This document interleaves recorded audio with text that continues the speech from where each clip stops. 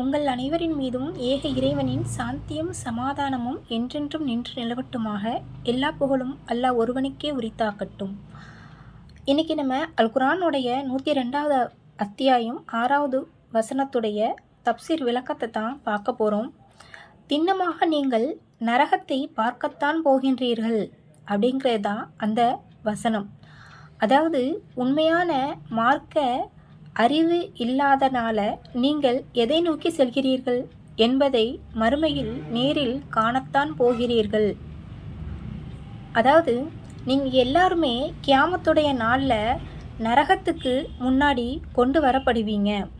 அப்போது யார் யார் எல்லாமே இறை நிராகரிப்பாளர்களாக இருக்கிறாங்களோ அவங்க எல்லாத்தையுமே அல்லாஹ் அந்த கொழுந்து விட்டெறியும் அந்த நரகத்துக்கிட்ட, அது வைத்துள்ள நரகத்துக்கிட்ட என்ன செய்வான், கொண்டு வருவான். அப்போது நீங்கள் எல்லாருமே அதை என்ன செய்வீங்க, கண்களால் உறுதியாக காண்பீர்கள்.